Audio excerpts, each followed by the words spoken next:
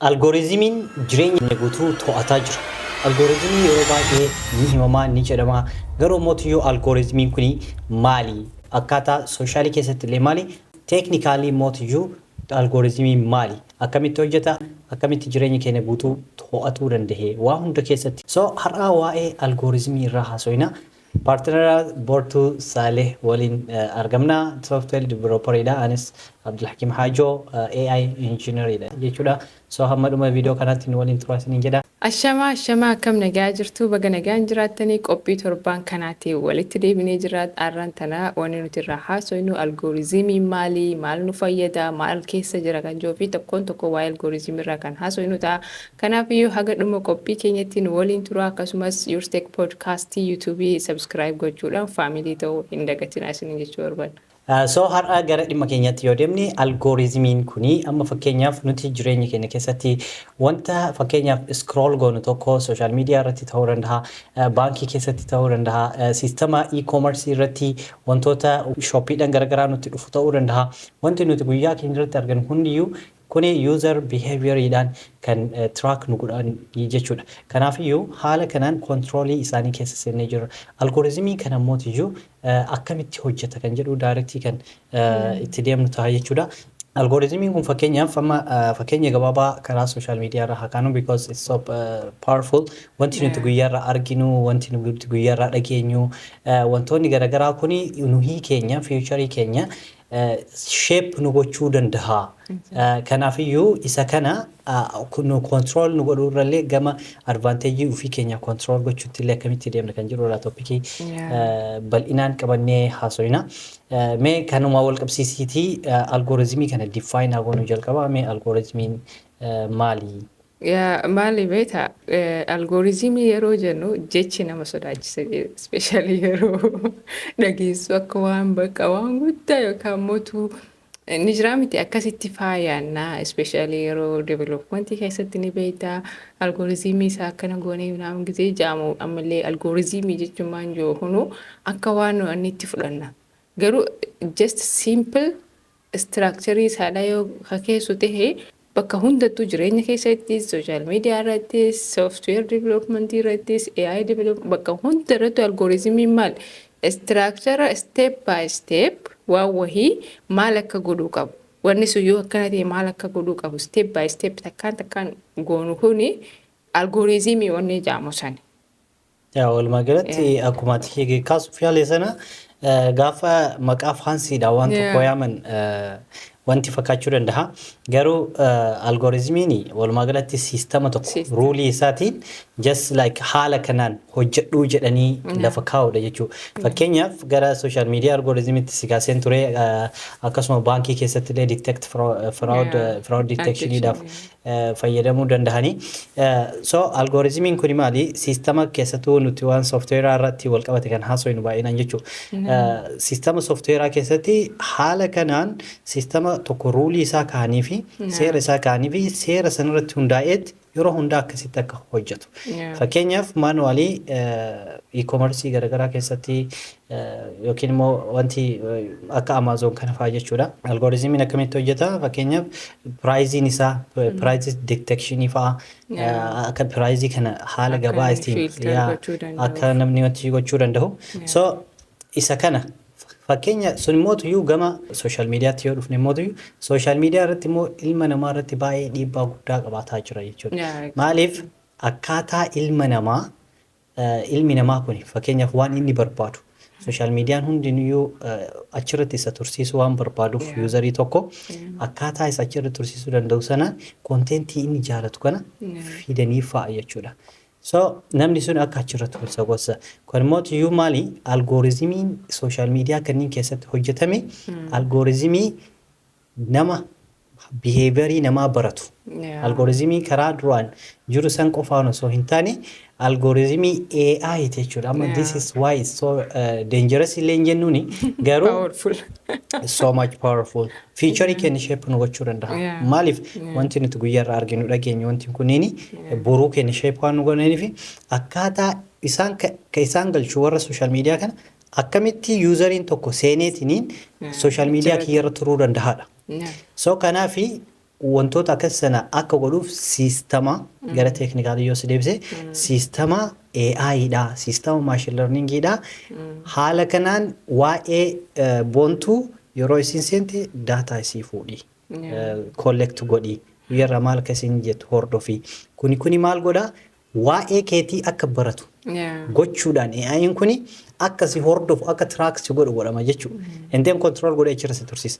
Kanaaf walumaa galatti siistama developeroonni hojjetan jechuudha walumaa galatti algoritmii social media fi kanneen technically wanti keessa jiran.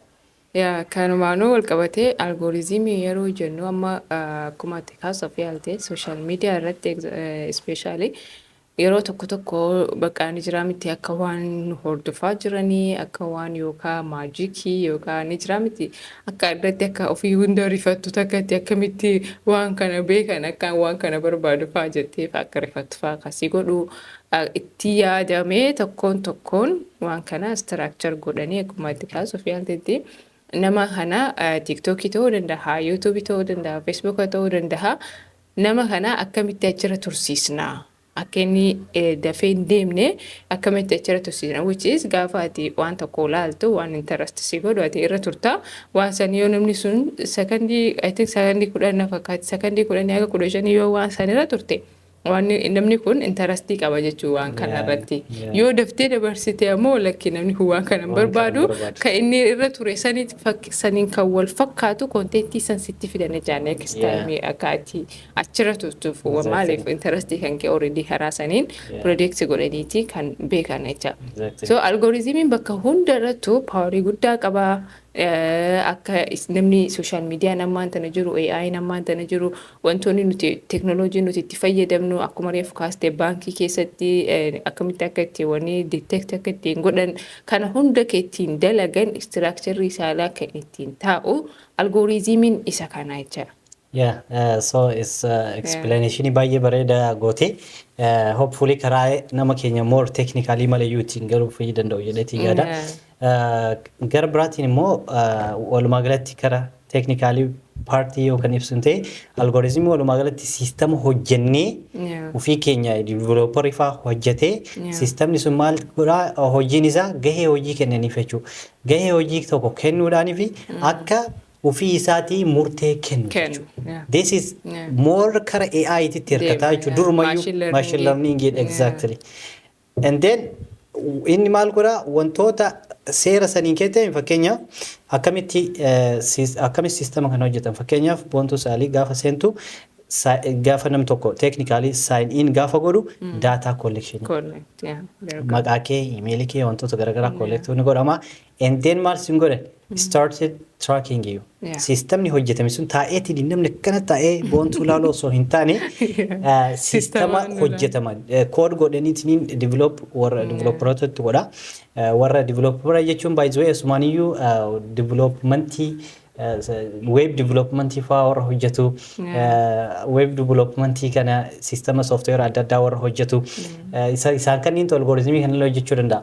Kanuma keessa immoo Yourtech Academy LLC'n software developer boontuu saalihiin web development barnoota kana kan isin barsiisu yoo ta'u tokkoon sistemoota adda addaa akkamitti hojjetamu kan jedhu software development web irratti kan xiyyeeffate kan isin barsiisu akkamitti akka website tokko end to end full stack web development akkamitti hojjetan instructor teena boontuu saalih isin barsiiftee jechuudha. Yourtech Academy irratti koorsii qophaa'aa kan yeroo barbaadan argachuu dandeettan kan viidiyoo mataa isaa qabu shaakala mataa isaa qabu akkasuma PDF mataa isaa qabuu fi akkasuma barnootilee baay'een kan akka AI fundamentally AI akka saaru kana AI kun sistema kamii akkamitti hojjeta machine learning nama jechaa jiru kuni maali deep learning maali kun hunda computer vision maali kun hunda yu fundamentally isaa AI fundamentally with Python programming illee irratti edanii akkamitti akka seera data ittiin qulqulleessanii fi data kana qopheessanii AI ittiin hojjetan kan barsiisuudha jechuudha.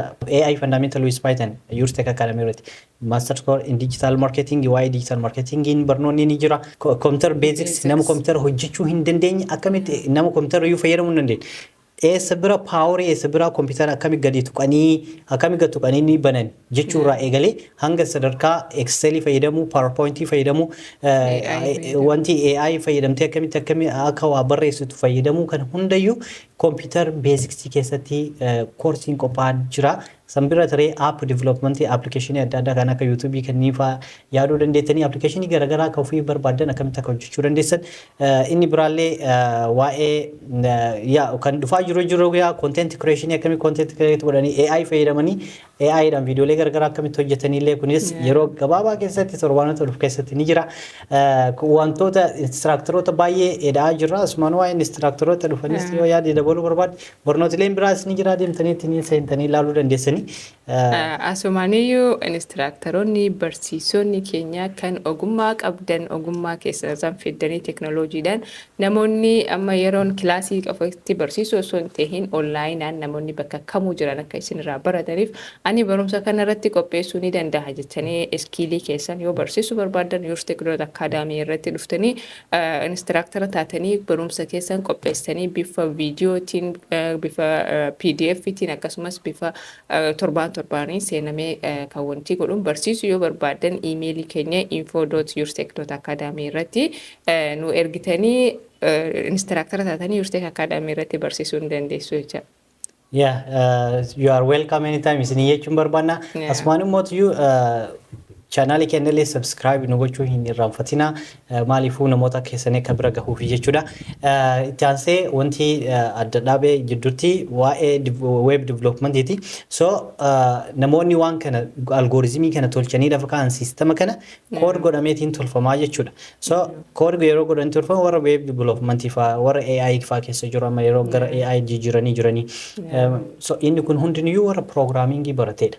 So programmingii kana gaafa program godhan algoorizimii kana gaafa godhan namni tokko gaafa sistema tokko irratti aappii tokko irratti sign in godhurraa eegalee nama san akka sistemni ufuma hordofu jecha iddoo itti kuusaatu jira iddoo sanitti gaafa kuusamu waan ati goote laayikiin ati goote achirratti deema maal akka ati laayik goote sistemni tracks godhee record si godhe jechuudha sika wanti keeti ID mataa keetii jalatti jechuudha watch time kee comment kee share kee waan hundaayyuu waan laaluuf wantoota kana si hordofuudhaan akka inni si hordofu taasisamee hojjetama jechuudha algoorizimii mataa isaa danda'e akkasitti kood ta'eetiniin akka like you can say like robotii si hordofaa jiru jechuun ni dandeettu waa ima keetii qofa taa'ee hojii isaa 24/7 so akkasitti yaaduu ni danda'ama inni kun immoo haala sanii yoo kan ol kuusu ta'e kun amma hormoon technical side isaati jechuudha kan biraa immoo featuring isaati featuring isaa brain isaa jechuun ni dandeenya akkamitti akka dalagoonni guddaan isaa jechuudha fakkeenyaaf namni tokko yoo seenesi wanta adda addaa kan ilaalu ta'e akkamitti dalaga injiniin mataan isaa maali yoo kan jettu ta'e fakkeenyaaf algoorizimiin kuni fakkeenyaaf viidiyoo tokko nam tokko bakka seenee YouTube ta'uu danda'a Facebook ta'uu danda'a yoo hamma dhumaatti ilaale watch time isaa ilaalan watch time kana hamma dhumaatti yoo ilaale it's high interest namni waa'ee amma fakkeenyaaf namni waa'ee keenya kana ilaalaa jiru YouTube irratti gaafa namni tokko dhufu namni amma wanti kana ilaale kan itti aanullee waa'ee teknoolojii waa'ee guddina waa'ee self development kan podcast keenna wal fakkaatu itti garsiisa you see because tracking isin godheetiniin isin bira fide waan ta'eef jechaadha wanti makanaayyuu kanaaf akkasitu jira and then yoo namni suni dafeetiniin kan irra taru ta'e mootiyyuu maal godha akkuma teette low interest jedhee qabata high interest low interest kooriin guddaan isaa isa sanii jechuudha so baay'ee interestidha maali beektaa kana dura wanti yuunivarsiitii yaalii irratti riisarchii godhamee ture riisarchii eessarraa eegalanii godhanii waa'ee algoorizimii jecha riisarchiin godhamu kun ijoollee irraa kaasanii haga namoota umriin isaanii gara 70 irratti godhama riisarchiin kun jecha waa'ee algoorizimii kanarratti so ni gaafatan algoorizimiin maal akka ta'e ni beektaa kun waa'ee kompiitar saayinsiidhaan wal qabsiisanii jecha hundinuu karaa ofiitiin ibsata.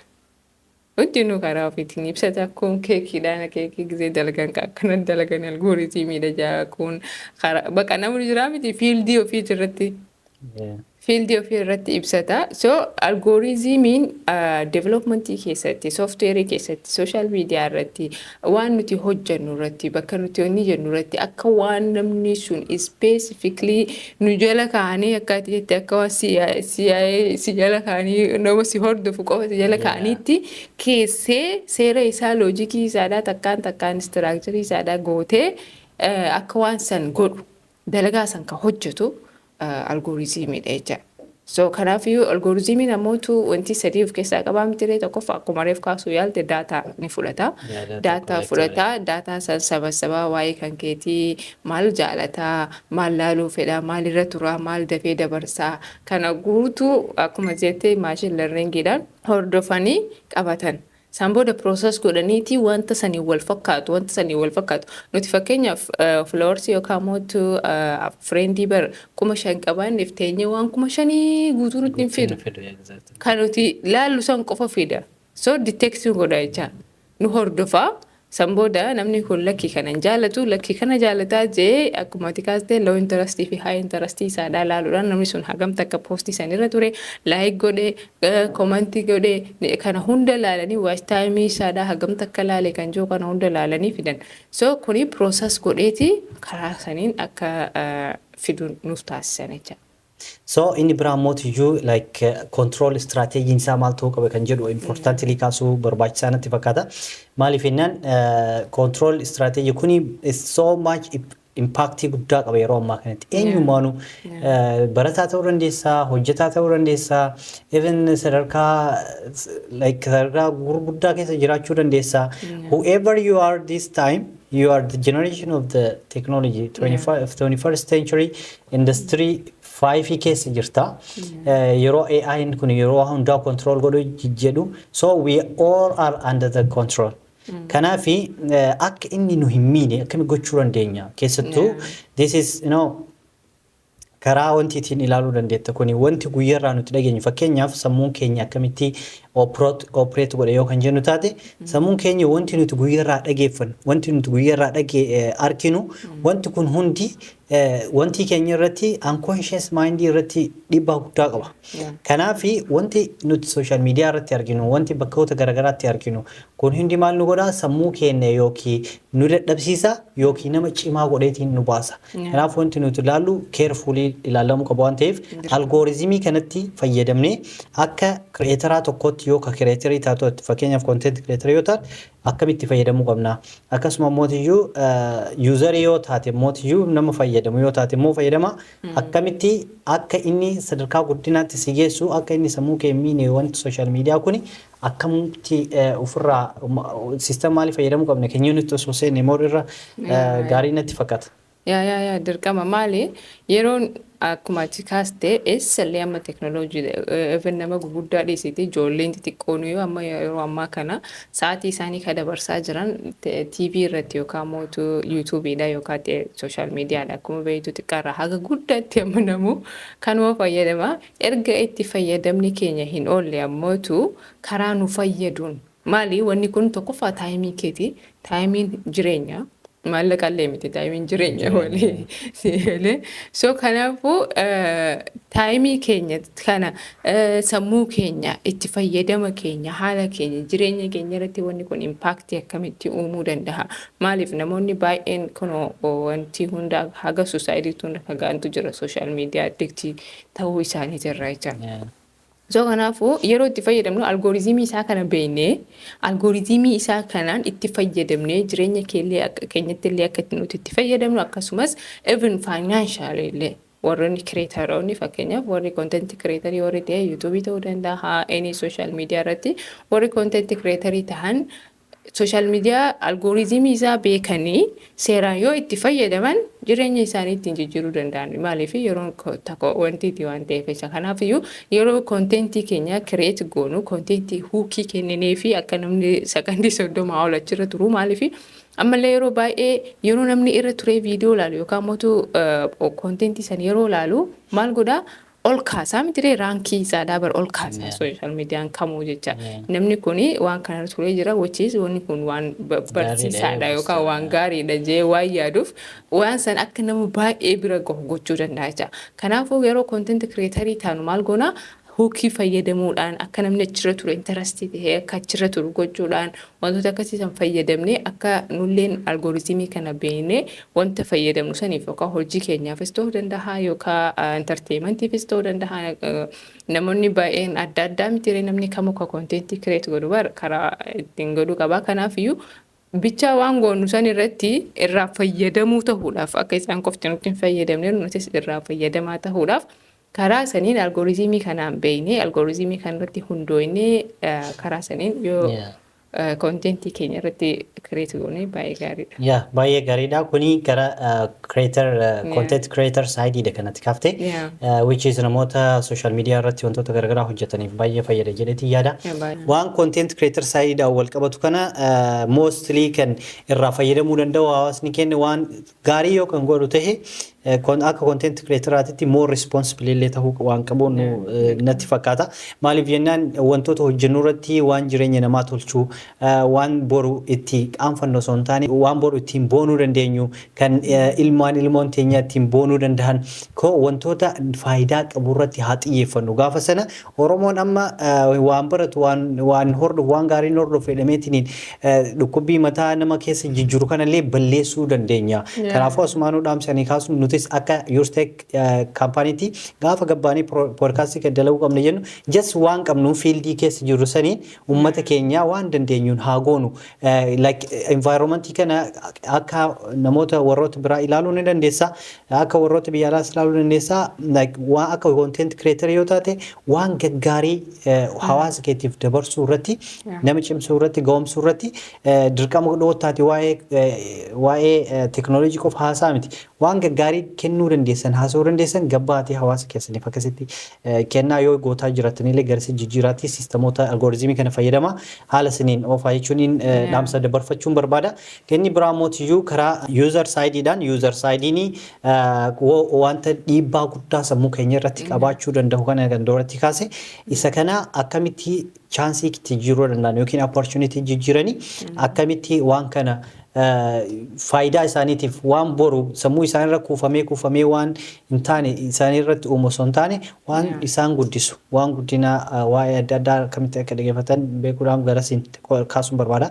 Kanas namoonni wanta like godhan wanta share godhan wanta yeroo tokko irra turan even yoo viidiyoo wayii kan jaalatan ta'e viidiyoo sana yoo isinitti hin mijatin saasan ilaaluun yoo viidiyoo gaarii ta'e like godhaa share godhaa yookiin comment godhaatii biraa darbaa yookiin save ta'e tuqaatii biraa darbaa maaliif suni algoorizimii kana duuba isaa irratti yes waan kana jaaladhee jira next irratti wantoota contentii akkasii kana natti fidii jedhaanii jirta waan ta'eef haala saniin akka service ni godhu sistema sana fayyadamuun baay'ee gaariidha.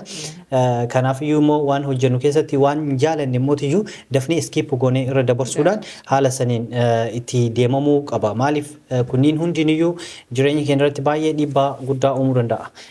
Kanaaf yeroo ammaa kanatti jalaa bahaa hin jirru waan ta'eef hundiniyyuu qilleensa irratti galee jira waan ta'eef wantoota qilleensa irra jiru kana haala saniin yoo karaa creatorii fi karaa useriitiin illee more karaa responsible for ourselves and responsible for the others as well if you consider that way like that would be better jedhanii waan yaaduu fi kanumaan jechuun barbaada so wanti itti deemnu yoo jiraate gaariidha wanti itti deemnu yoo jiraate gara sagantaa keenya xumurutti illee deemuu dandeenya itti deemu. Waan baay'ee gaarii kaastee namni hundinuu responsibility mataa isaa fudhachuu danda'u qaba yeroo waa kennanullee namni kun maali warri ilaalu especially warri ilaalu useriin jechuudha yeroo ilaalu namni gariin keessattuu teenijariin faan keessatti of ilaalutu jira akka waan namni social media irra jiru kun guyyarraa waan haaraa uffatu guyyaarraa waan haaraa nyaatu guyyaarraa bakka haaraa deemee tajaajilanna'u waan namni yeroo tareefaa kaafatee lakkaatee yeroo biraa poostuu godhuufaa akka waan everyday namni social media irra jiru kun jireenya isaadhaa perfectii ta'e wayiitti kun ammootu ka depressionii keessa jiru yookaan ammootu ka xiqqoo especially warri teenagerii jechuudha keessatti filaalan keessatti filaalaniiti wanni kuni ani jireenya kiyya akkana barishii tanan hin beekaa kun akkanatti jijjiiramee kun ni jira miti keessatti filaalte psychology namaa miidhuu dandeenya jecha so yaadumaatti jettee jabeessuu fi yeroo content tokko create goonu sammuu namaa irratti dalaguu akka namaaf depressionidha sababa ta'uu osoo hin ta'in namni sun akka wanti ta'uuf wanti amma wanti tokko jira viidiyoo tokko dhiyootan ilaale self development irratti jecha maal jetti waa'ee kapiliitii kan haasoitu so kapilii kana ጊዜ haasoitu ani በጣም እና አጃይባ jetti ጊዜ namni kapiliin ጊዜ hundaa'u vacation ጊዜ hundaa'u dastaa ጊዜ hundaa'u በቃ kana gigu no saayidii kaanillee nutti garsiisaa mana keessa akkasii miti isinii yaa Bijraamiti yeroo hunda akka waan bakka jaalala qofatee jireenya isaanii akka waan bakka surprise qofatee akka waan akkasitti nuti miti no jireenya akkasii miti saayidii biraas gisee walitti aartanis akkamitti akka jireenya keessan handle gootan gisee wal loltanis akkamitti aarii keessan akka sirreeffattan wantoota karaa saniinis jiru garsiisaa jetti beeta jireenya guutumaan guututti wanta gaggaarii qofa keessaa perfect qofa barbaadaniiti online itti baasaniiti namoonni bakka ijaarsaaf ijaartiin jireenya akkasii qofa kanaafuu deebi'anii maaltu uumama sun uf laalan uf abaarutu dhufa even hanga sadarkaa manni jidiigamuutu dhufa maaliif so asirratti waan qabxii jajjaba kaasuu barbaadu maali namoonni haala akkasii san garsiisan fakkeenyaaf yeroo hundaayyuu surprise like you know at one yeroo tazanaannatus yeroo bashannantus yeroo kaanis normally waa gaggarsiifatuun like normally ta'uu danda'a okay gammachuu ta'e namoonni qoodachuu ta'uu danda'a